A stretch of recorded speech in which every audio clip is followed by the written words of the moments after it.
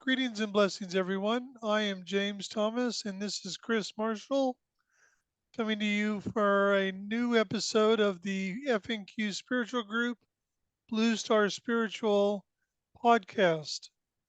Now, today we are going to be discussing something that has continually kept coming up for me recently, not myself personally, but seeing other people experience it. And being connected all the time to Phineas, the teacher, he is able to share things and guide me in the directions that he wants me to go in. However, I couldn't have done that without believing in self. Now, one thing that I think is universal for star seeds, don't get me wrong here, not every single star seed has experienced this, but I know that I have. I believe Chris has. Many star seeds experience things like abuse, like trauma, Mm, heartbreak, things of this nature. Would you not agree, Chris? absolutely, yes, definitely. Now, out of curiosity, you've experienced this. Have you ever really gone and looked and discerned why you experienced it?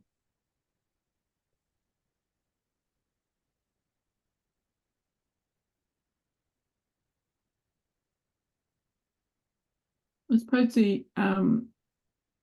whilst I have not gone through what is normally considered to be abuse, there are many different forms of abuse. Correct. And so you have to differentiate between them. So for me, the abuse that I underwent was a controlling type of abuse, where someone is put down because they do not meet the norm or the standards that are acceptable. Now, in my case, there were two different ones. There was racial, and there was the fact that I was female.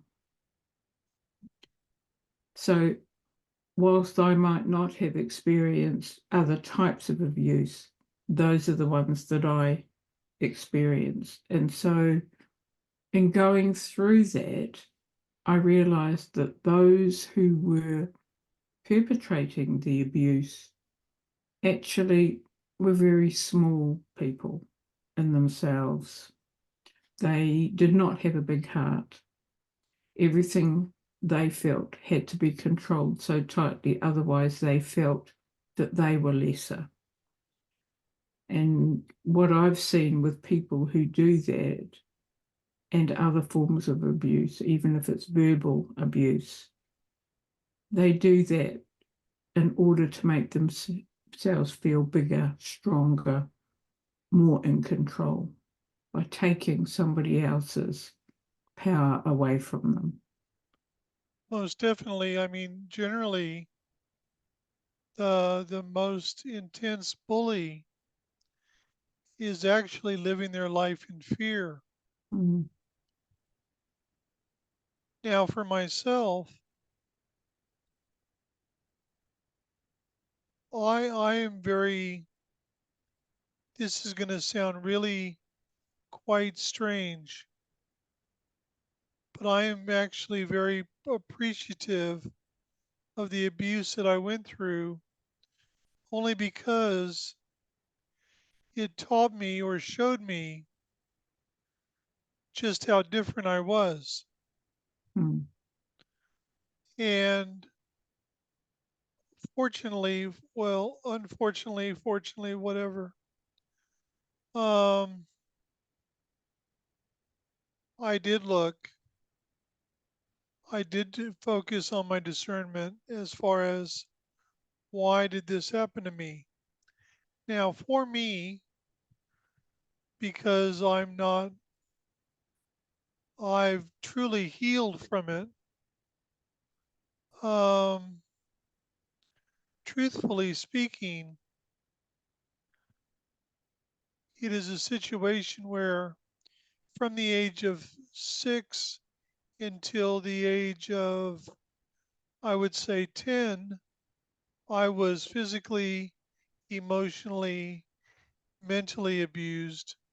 And then on top of that, there was also one instance of sexual abuse, mm, but only one.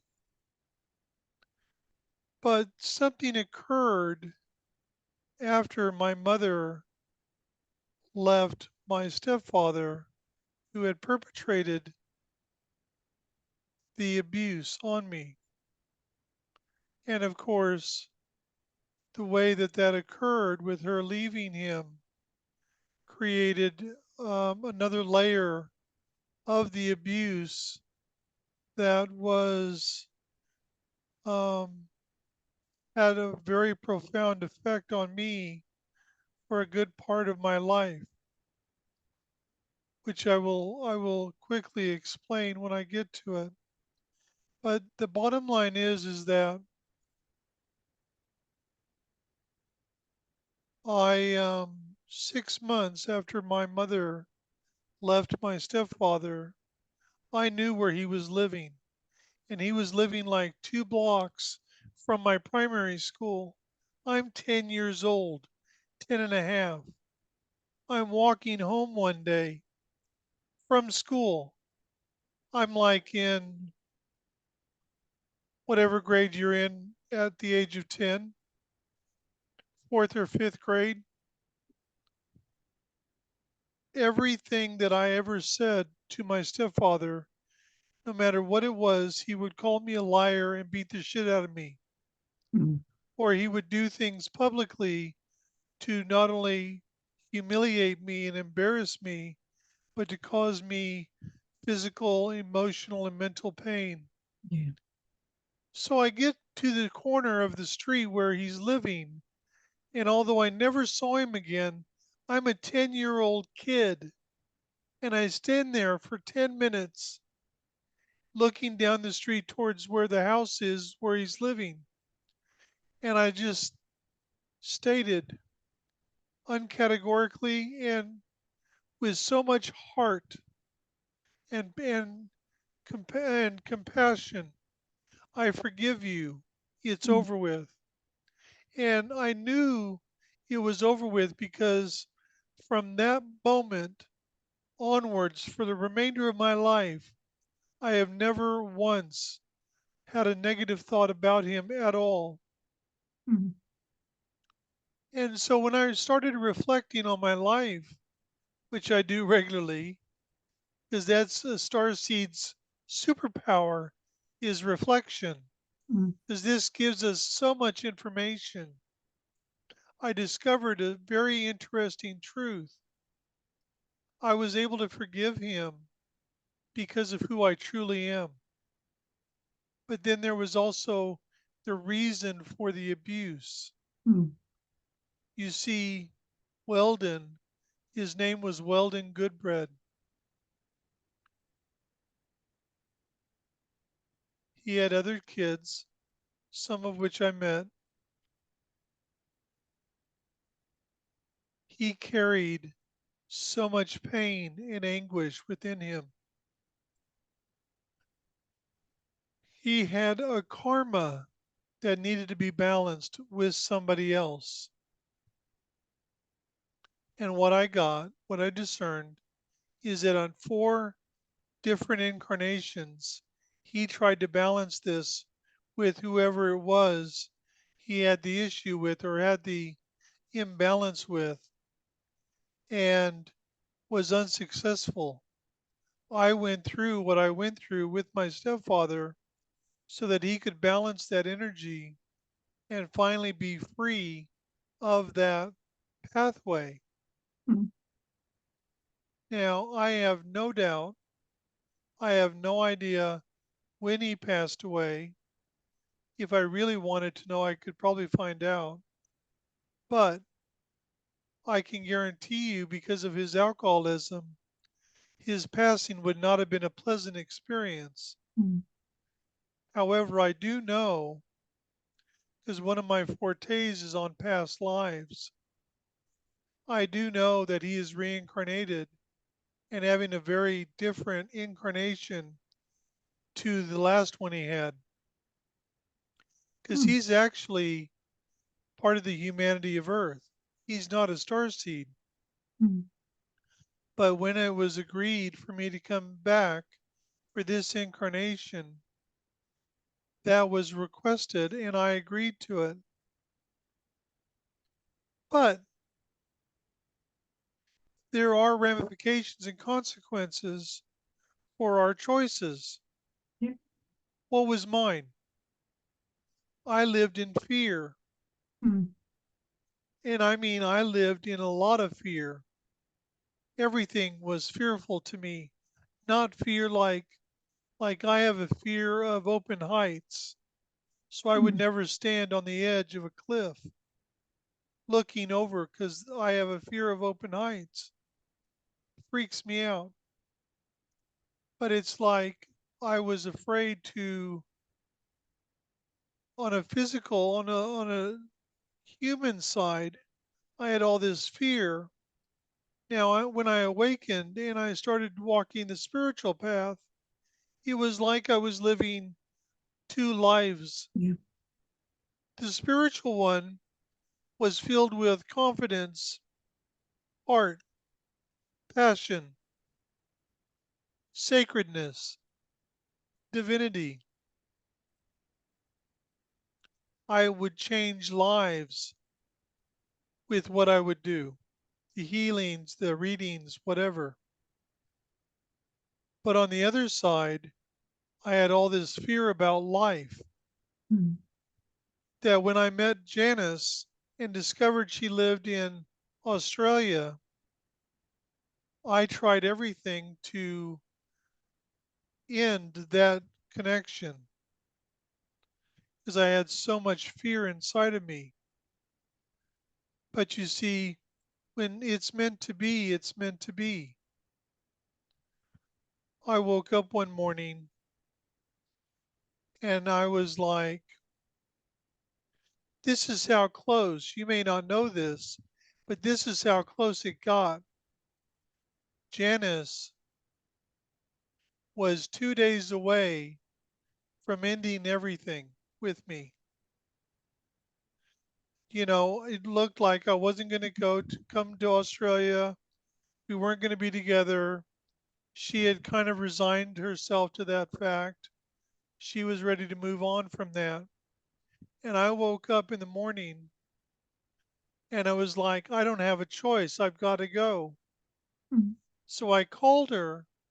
And at the time, she worked for Centerlink here in Cairns and it was lunchtime and she was going between offices.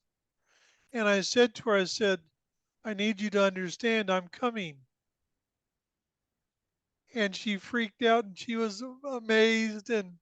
But it's like they're the ones that made sure I made that choice. It was still my choice. I could have listened, which I did, or not. mm. Do you have a situation for yourself that you've been through that's altered things for you? I suppose growing up, I saw racial abuse firsthand. And what that does is it makes you smaller. And so you fit into and you force yourself to fit into a box. But the box wasn't right for me. It never worked. It was never comfortable. It was too small. It was too tight. And so when I got older, it reinforced for me the fact that I was different, that I was not going to allow that sort of thing to hold me back. But I didn't have to make a big show about it. It could be done quietly without the look at me's, but that there were certain things that I would no longer accept or put up with. So that was one of the things. The other things in terms of, oh, you can't do that because you're a girl, I also didn't take much notice of either, probably because I was a tomboy growing up. But anyway, I didn't allow it to hold me back, so that what I eventually grew into was deciding what I wanted to do. And of course, you get prompted by spirit along the way to Oh try yeah. different things. And for me, I followed the rules and became a teacher, but it never was a particularly good fit for me. I mean, I enjoyed watching children grow as they learned things about themselves and the world, and that was marvelous. But the whole environment didn't really suit me because it was so controlling. But in saying that, what was really funny was that my attention was drawn to an advert in the paper for the army. Definitely not something I had ever considered. Didn't know anything about it.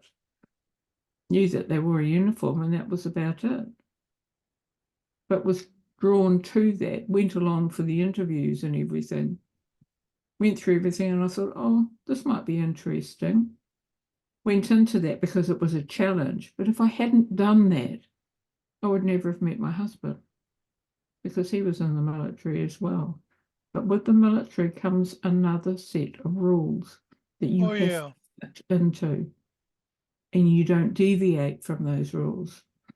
There are certain ways of doing everything and how to behave. And after a few years of doing this, both my husband and myself realised that it was a very confining box. And whilst he had quite a successful career for quite a number of years, we had outgrown those boxes. And once you've outgrown them, you can't go back into them. No, you can't. You can't shrink yourself back into those boxes or into those rules. They just don't apply to you any longer. And so what that means is as you have outgrown those boxes, you've actually grown in trust of yourself. You've grown in trust of what you feel is right for yourself. And to heck what anybody says or does, you're going to follow what feels right, what resonates, rather than what somebody tells you. So as we've got But for a older, lot of people, that really takes quite a long time for them to yeah, get to a point where they are willing to not only acknowledge themselves, but to trust themselves. yes. And I take my hat off to younger people who have got there. It took me quite a long time to get there. Well, it took me, I didn't actually, I arrived in Cairns at the age of 36. Had turned 36 the month before. I didn't completely heal from all the fear and trepidation and everything until I was 45. So that was 15 years ago. Yeah. So, Yeah, it took me quite a long time. I reckon I must have been at least 50 before I had the confidence in myself,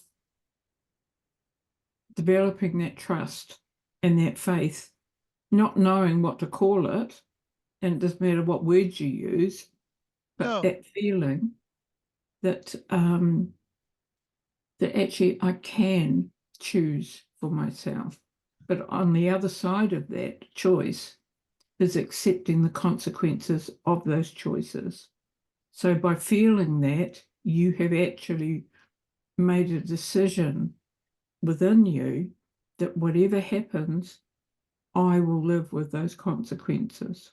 So let me ask you a question out of curiosity. Mm-hmm. You said that you experienced racism. Mm-hmm. Is it because you are Maori? Yes, yes, of course. Is And but no, but there's a reason for my question. My wife, Janice, is in Te Reo Maori, Ngāti Pākehā. mm, So she's a white girl. yep, She went to high school in Hunley. She experienced racism. she would do. But for myself, I grew up in Oklahoma. My experience was very different. Not that I ever experienced racism. I have experienced discrimination, but not racism. Mm, But it's like I know what you experienced, I know what Janice experienced, and mine was totally different. There was a day, and I will admit I was not there that day. I was at a competition, singing competition. Those were in the days when I actually could sing, and the KKK, the Ku Klux Klan, came to try and recruit people to join their organization. mm, And a number of students, a lot of white students as well as black students, chased them off and basically informed them under no doubt whatsoever they were not welcome there. mm, And so we never put up with crap like that, which I always found interesting on a side note. But now, one thing that I think for star seeds they need to understand is the question that I hear is, why did I go through abuse? Why did I go through trauma? Sometimes it's about balancing energy. mm, Sometimes you go through it, and I know this is going to sound really strange, but it's the reason I went through it, because you're giving a gift to somebody. mm, See, the problem is that we incarnate, and as starseed, our life is fairly well mapped out as far as our experiences, what we need to be doing, things of this nature. Um, but we still have free will choice. We always have free will choice, and so having said that, it's like sometimes it's about creating compassion within the star yeah, seed, to give them compassion, to give them a means to being able to connect with people on a deeper level. But one thing that I think where it kind of fails a little bit is so many starseed rely on other people to give them truth. mm, They rely on other people to fill in the gaps. They're not willing to look within themselves because even though our lives are very well planned out, no one hands us a manual and says, study this because this is your life plan, and then you can make better choices. but don't people, when they're starting off on their path, when they realize that there must be something greater than themselves, there must be some greater purpose that I'm here, and they start asking all those super type questions, people do rely on what somebody else might say. For a start, there might be a word or a phrase that is like a hook for them, and they Well, will listen or follow a person for a while until they learn and realize that some of it resonates, a lot doesn't. So they take what does resonate within them, which then grows within themselves and strengthens their belief in themselves so that the next time they hear somebody else or see something or hear something, they will discern just a little bit more of what is there that they can take within themselves. And I think everybody starts like that. And I don't mean to say that forever and ever you will only ever listen to yourself because what everybody else says is rubbish and only you know the truth. But No, of course not. what I'm saying is there will be something that will resonate with you, and you will take that belief or that phrase or that energy, that music, whatever that might be within, and that helps to grow the trust and the faith that you have in your own self and in your own discernment. Now, I think in a normal situation that is very true. But it's like one thing that I've noticed is people, when they awaken, they connect with certain things and they'll take that as absolute truth Yeah, yeah. and they just run with it. And then trying to convince them otherwise is a nightmare. Mm, Now, I'm a little bit different because I had the experience I had with the higher dimensional being named Rajni in March of 1989. And that's when he said, I will only share with you truth, but it's your job to discern. mm, If it resonates, explore it, experience it, see where it leads you. If mm, it doesn't resonate, throw it away or put it on a shelf. Don't worry about it. Don't judge it. Don't worry about it. If it is something that you require later on, it will come back around. yeah, yeah. And so I learned that very early on that it's like you have to go with what resonates. And it's like I see so many people, starseeds, who are so focused on two particular areas that drive me completely batty: twin flames Mm, and the ascension. And yeah. the reason is because the starseed, as they begin to awaken deep within them, there's a recognition that they are here to assist the native human population, the humanity of Earth, in their evolution and ascension, Mm, and that it is a school for them. But all of a sudden, it's like they don't get the whole memo, and they think that they're the ones that are here to learn lessons, and that they're the ones that are going to ascend. and that's probably because they have forgotten who they truly are. Well, Why- yeah, and partially, why they're here. Yes, why they're here. And it's about they're missing, as you say, they're missing the whole memo. They're not actually taking on board the fact that what they should be doing is exploring themselves more. They're correct, so focused on out and not in. correct. And so it's very advantageous for a starseed to start focusing more on owning who they are, Mm, exploring within their own self, because the things that happen in our lives don't happen because it's some random piece of crap. mm, They happen for a reason. mm, We experience things, we go through things for different reasons. And a perfect example, I went through the abuse to set Weldon free. Well, to set his soul free. mm, Now, on the other side of that, I had my stroke to clear out all the crap that I've been carrying for so long mm, so that I could do the work that I have been asked to do with Phineas.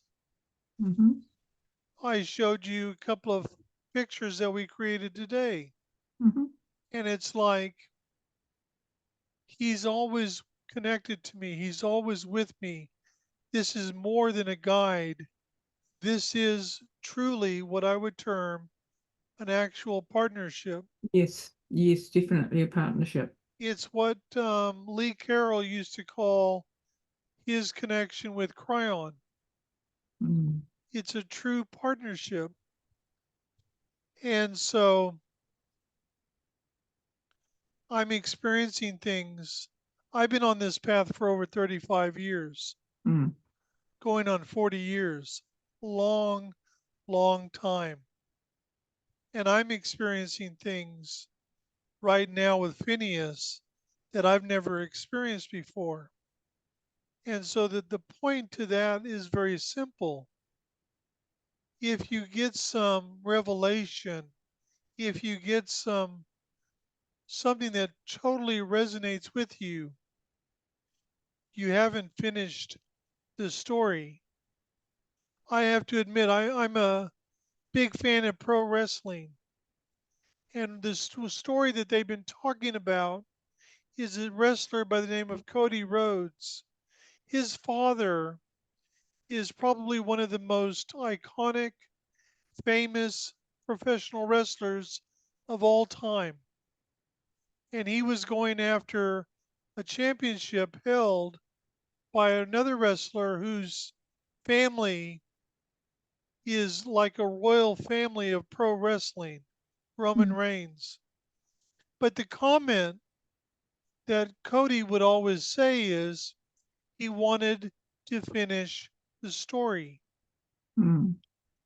Your story will finish this story of your incarnation, of your experience, of your sojourn, of your journey on this planet, will finish the day you leave this planet Mm. for the final time.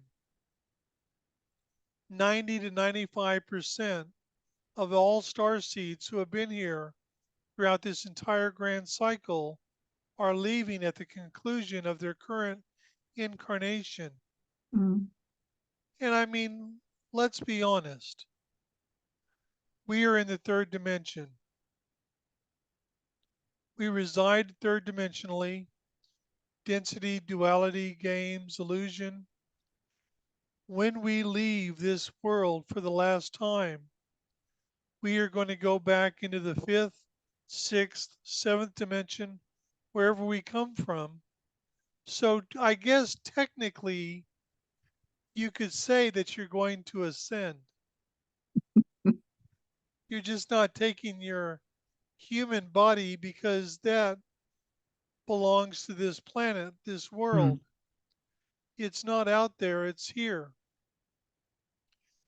To finish up, what would be your advice? What would be your best advice or best thought to finish this podcast up with?